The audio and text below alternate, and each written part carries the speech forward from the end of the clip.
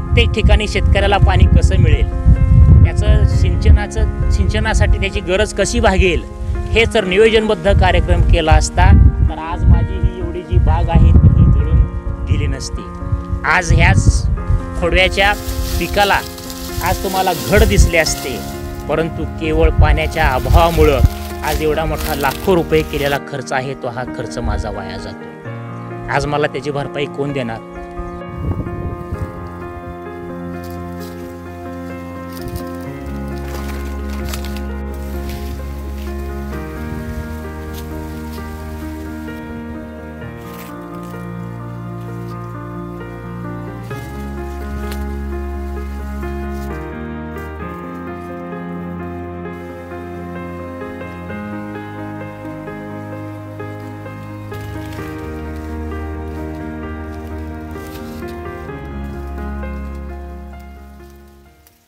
आज माझा हा जो प्लॉट आहे, हा प्लॉट आजच्या घडीला हा जो खोडवा आहे, पहिल्यांदा लागण होती तर त्या लागणी नेमकं हार्वेस्टिंगच्या वेळेला पाणी कमी पडलं।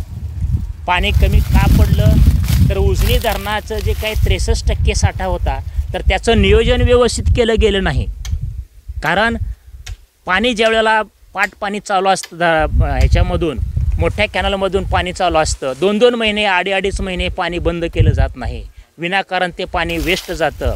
परंतु तेच पाणी जर नियोजनबद्ध पद्धतीने टेल टू हेडपर्यंत प्रत्येक ठिकाणी शेतकऱ्याला पाणी कसं मिळेल, त्याचं सिंचनासाठी त्याची गरज कशी भागेल, हे जर नियोजनबद्ध कार्यक्रम केला असता तर आज माझी ही एवढी जी बाग आहे ती जळून गेली नसती। आज ह्याच खोडव्याच्या पिकाला आज तुम्हाला घड दिसले असते, परंतु केवळ पाण्याच्या अभावामुळं आज एवढा मोठा लाखो रुपये केलेला खर्च आहे तो हा खर्च माझा वाया जातोय। आज मला त्याची भरपाई कोण देणार?